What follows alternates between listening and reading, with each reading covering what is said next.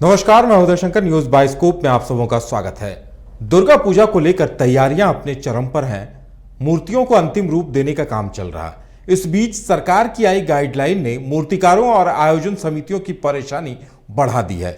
BJP ने इसे तुष्टीकरण बताते हुए कहा है कि सरकार जानबूझकर हिंदू समाज के त्योहारों में अड़ंगा लगाने की मंशा रखती है। वहीं दूसरी तरफ कांग्रेस ने सरकार की गाइडलाइन का बचाव किया है। दिखाते हैं एक रिपोर्ट कि क्या कुछ इस पर सियासत हो रही है।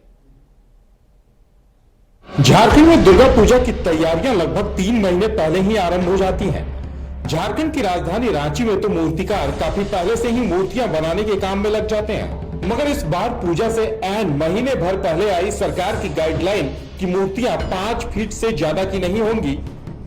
मूर्तिकारों की मेहनत पर पानी फेर दिया है, क्योंकि मूर्तिकार पहले ही 5 फीट से ज्यादा लंबी मूर्तियां बना चुके हैं। देखिए, कुछ मूर्ति तो बुक हो चुका है, कुछ संस्था निर्णय ले चुका है। अभी हम तो इसके बारे में कुछ बोल नहीं सकते। बहुत रोज से प्रयास कर रहे थे ये कम से कम गाइडलाइन दे दे। अभी अंतिम समय में गाइडलाइन दिए हैं।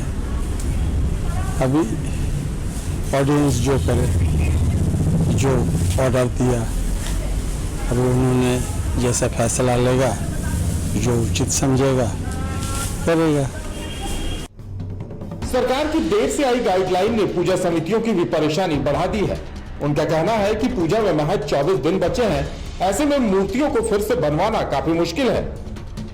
दी गई है कि प्रतिमा की जो ऊंचाई रहेगी वो 5 फीट अधिकतम रहेगी।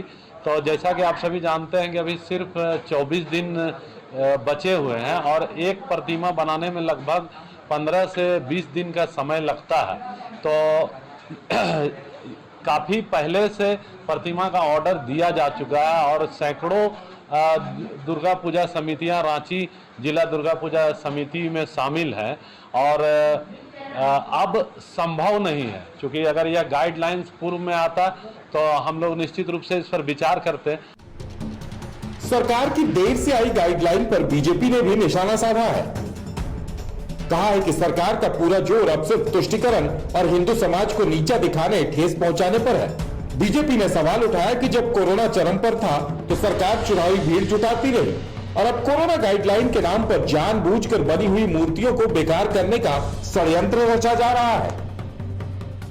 दुर्गा पूजा हिंदू समाज की आस्था का महापर्व है।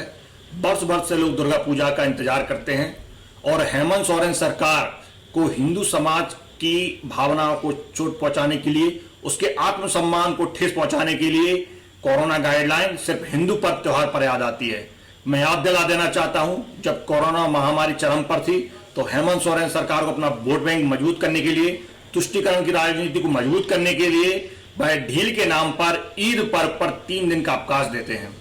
और आज जब हिंदुओं की आस्था का महापर्व आता है तो उसमें मूर्ति की ऊंचाई कितनी होगी, पंडालों की साज सज्जा संबंधी नियम और भक्त की सीमित संख्या जैसे अनेक नियम उसमें जोड़ दिए जाते हैं। वहीं दूसरी तरफ बीजेपी के आरोपों पर कांग्रेस का कहना है कि WHO की तरफ से कोरोना फैलने की आशंका जताई गई है, जिसे ध्यान में रखते हुए सरकार ने गाइडलाइन जारी की है और सरकार को क्या करना है ये हमें बेहतर पता है। WHO ने इस बात की पुष्टि की है कि थर्ड फेज जो है किसी भी वक्त देश में और राज्य में प्रभावित हो सकता है।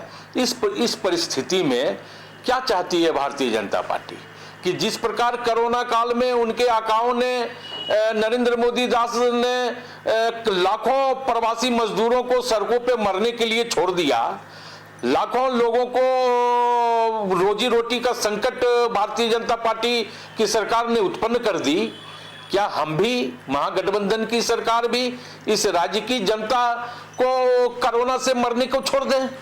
ऐसा अब एक तरफ सरकार की गाइडलाइन ने जहां मूर्तिकारों और पूजा समितियों के सामने संकट खड़ा कर दिया है, वहीं दूसरी तरफ बीजेपी को हमले का हथियार भी दे दिया है।